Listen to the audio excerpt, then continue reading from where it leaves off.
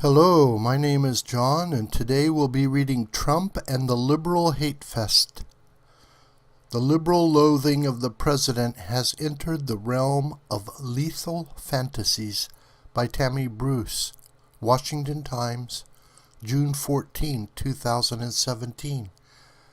Tammy is author and Fox News contributor, is a radio talk show host.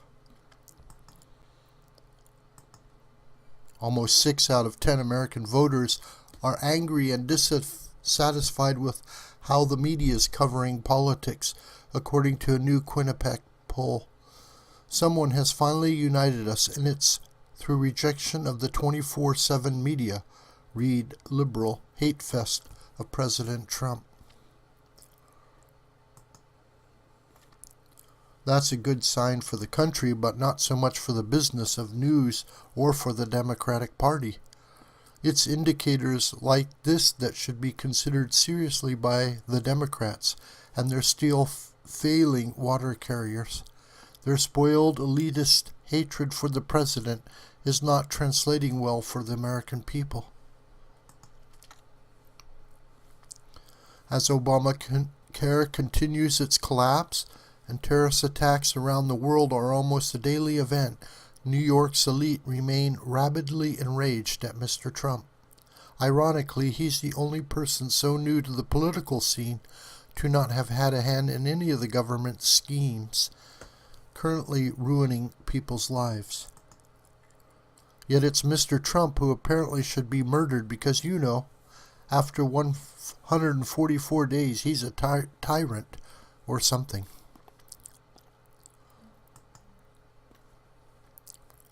According to Rasmussen, consumer confidence is the second highest it's been in the index's history. The market cap of the U.S. stock market has risen more than $3 trillion since Mr. Trump was elected. Small business confidence has surged to a 12-year high. In May, the unemployment rate hit a 16-year low. For the New York limousine liberals, that amounts to a tyranny, especially because their political bread and butter relies on victimhood. Mr. Trump is threatening the only things the Democrats have left: suffering. What's a panic gang to do? Much is being made of the New York Public Theater's play featuring the murder of Mr. Trump. Sure, it's titled Julius Caesar, but we know that's an inside joke. For those not living in the pretend world of liberals, the people in charge of the New York Public Theater are using Shakespeare simply as cover for their horrific fantasy, as it's rather likely their creative process first involved wanting to kill the president, then they went scrounging around to find the fitting Shakespeare. How clever they are, as they no doubt assure themselves.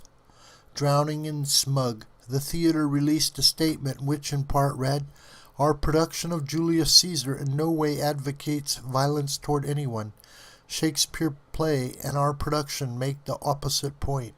Those who attempt to defend democracy by undemocratic means pay a terrible price and destroy the very thing they are fighting to save."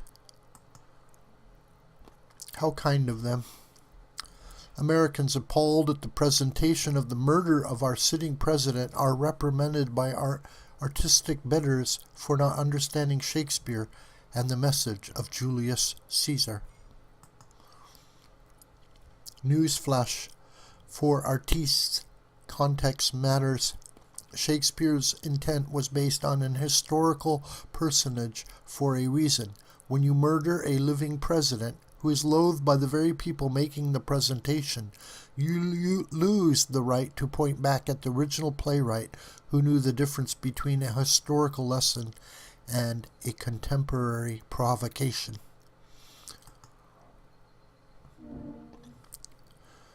This is dangerous for a variety of reasons, not the least of which is the inuring of the public to the idea of violence being committed against the president. After the London Bridge terrorist attack, we were told by various media that Londoners were getting used to terrorism. One man was lauded for keeping his beer with him as he ran from the carnage. The Associated Press headline, UK hails man who fled attack holding beer an unlikely hero. This is what liberals everywhere want. Why? Because it keeps them from having to face the consequences of their actions. They create chaos and then have no solutions for the collapse of civil society. So the goal becomes to make obscene violence and chaos anormal, or as former Secretary of State John Kerry wished about terrorism, for it to be considered simply a nuisance.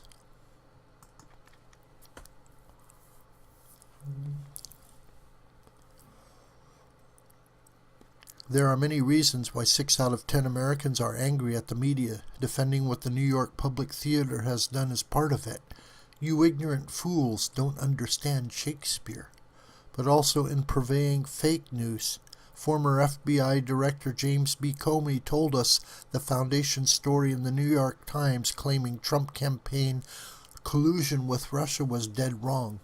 CNN had to retract the story a day before Mr. Comey's testimony, claiming he would deny he told Mr. Trump he wasn't under investigation.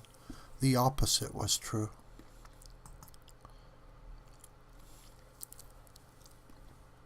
During an appearance on Fox News, Fox and Friends, this columnist was on a panel that included a perfectly nice young man who, as a liberal, explained essentially that the president was unable to work because of the headlines surrounding his presidency.